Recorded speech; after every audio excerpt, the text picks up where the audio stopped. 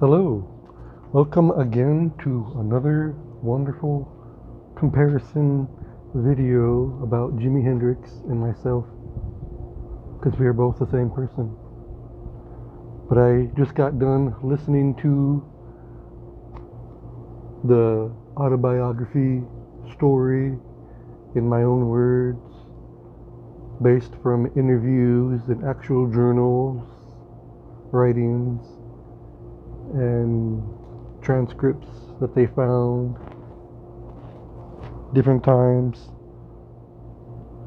and the autobiography of my own life in my most words they could compile together. So I just got done listening to that, and I wanted to share some more comparisons we have in common that I didn't know about before, that I thought was really amazing how we could both still have those same characteristics to share about.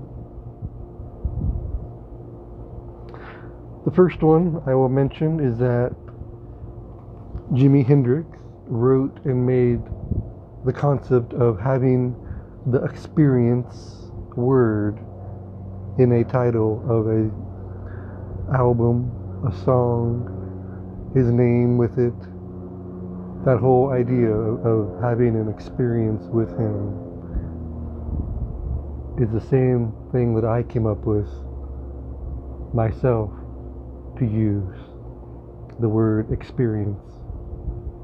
I wanted to say for my Reiki healing is to have a Reiki Apotheos experience, or an Apotheos experience Reiki session, because I not only did give people a Reiki healing session, but I can share poems to them and words of wisdom to them, and share different topics during our conversation before the session of the Reiki,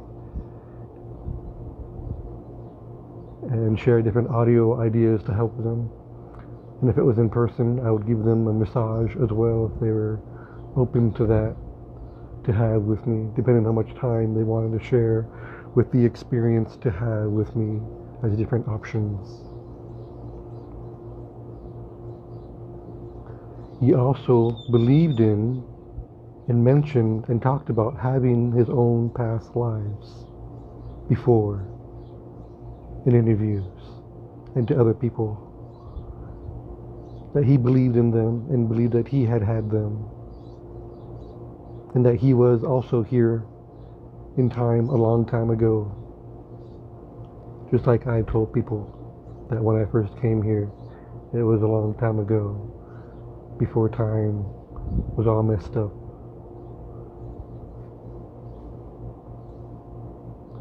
He also said that he was sent by God to help people understand and be more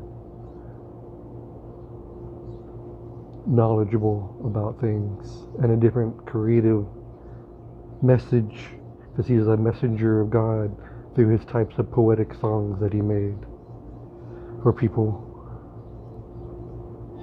and that he didn't always write his songs as a song, that he actually wrote them as a poem, and he had help from one of the other guys to turn them into a song sometimes, because they weren't always a song format. Like all of my poems are not a song format, and I'll need to edit them like I did with Out of the Darkness poem. It's not the same exact words with the poem version. I added a little bit more words in the song version. And he actually wanted to do more philosophical songs that he had made that didn't get made into songs, or he wanted to do more like that, to be more descriptive in his words,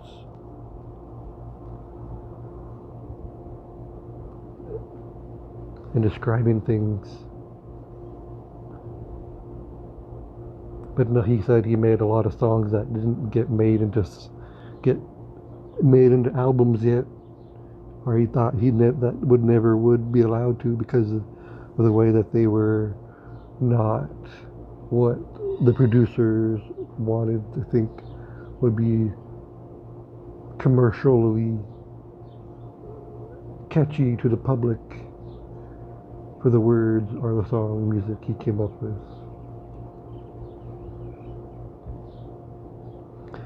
He said that he had aspirations and ideas. Oh, he wanted to write more adventure stories and fantasy stories with different gods and different kind of characters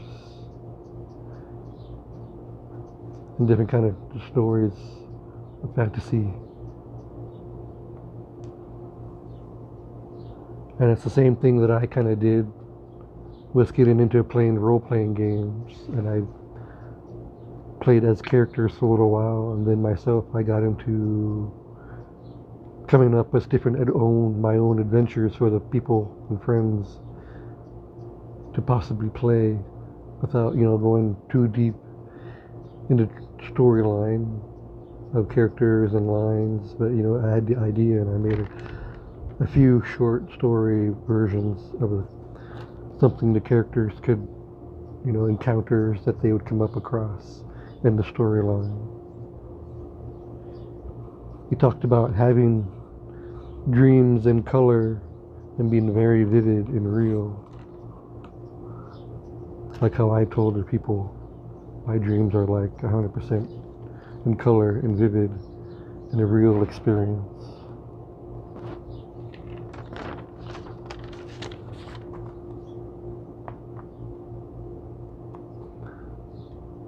We both made and said words about time ending and time beginning again and changing, yet staying the same, and about the cycles of time going in a circle, never ending yet always beginning, and is the end of the beginning and the beginning of the end in his different own words. And I wrote that as a whole poem, as the renewal poem.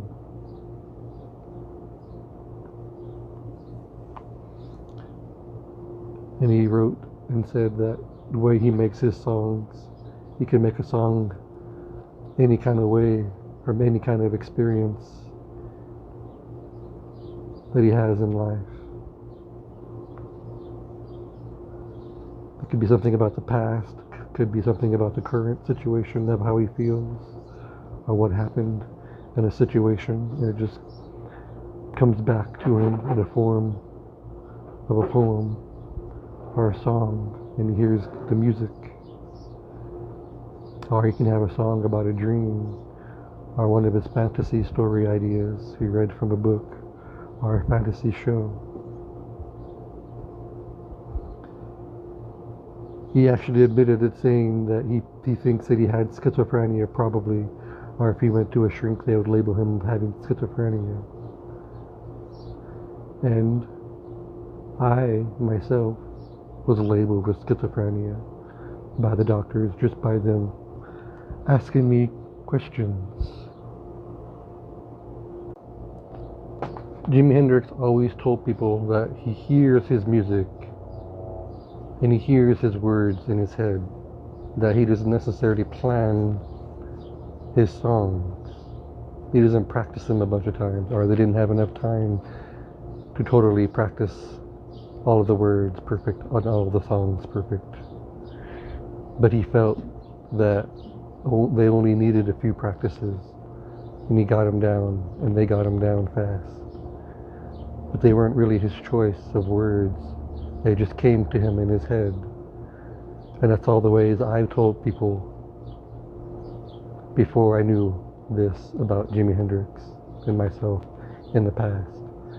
I told people that is the same way I received my poem words, is that I didn't necessarily choose my words or choose when I wrote them or when I write them. They just would come to me after I learned about doing them in school and during different moments in my life. They would just come to me.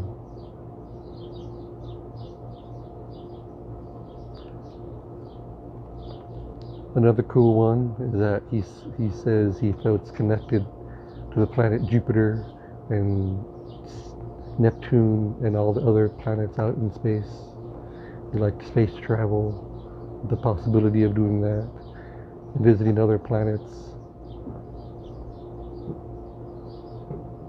And I told people I did that in past lives before coming to Earth, before there were wars, coming to Earth, and I had a connection to the Sirius planet.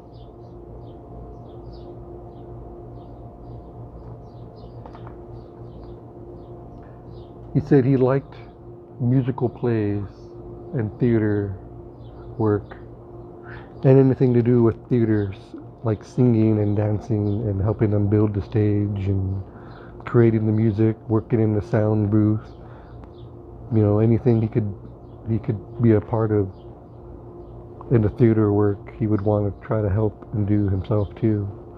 Make the songs, act, sing, dance, play music in the play as one of the characters in the play.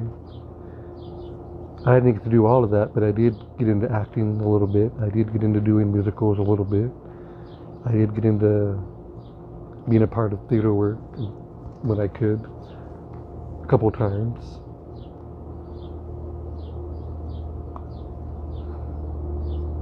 Another cool one is that we both loved to see other places, going other places, and we both considered not one place necessarily our home, but the whole planet Earth as our home.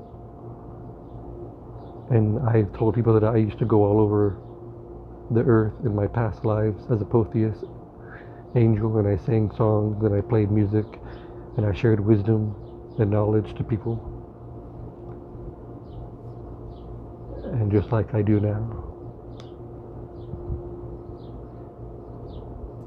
He said a lot of times that he loved being out in nature and playing. He would like to play the most out in the public areas, staying out in the open, doing different things with people and relaxing at home just as much as he liked going out of nature areas. If he wasn't working, he just liked to relax at home and doing different things. He said, even though you can make a lot of money being a rock star or musician, he was lucky he got chosen and picked, and he got to make money, but he didn't let the greed of the wanting to make a bunch of money change him and control him, and need money to be happy, need money to fill the void and be happy. He didn't let that take over his self. He stayed humble. He stayed, true to himself. He wanted to help people with his money, but still live comfortable.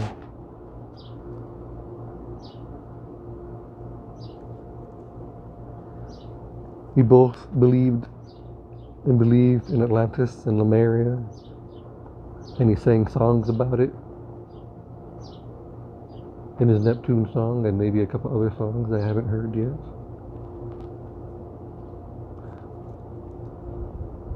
But I shared topics about Atlantis and said I had been to Lemuria in my past life before. And I shared different topics you could read, and I read a topic about it and saved different videos that people could watch about it. And we both got in the mirrors and looking at mirrors, and got fascinated with staring at ourselves and looking in the mirror. I told people you could do that. And it was really a trippy experience. Your face changes. You see different colors around you. Your whole aura, you can change. You get like a tunnel vision. Your face changes how you look. It's all becomes like a blur, an unblurred vision. It's like you're tripping on some kind of something, but you're not. You're just looking at yourself changing in the mirror. Like some of those pictures I've made of myself where there's just different colors but you still see resemblance of a face outline. You see just different colors and shapes of colors,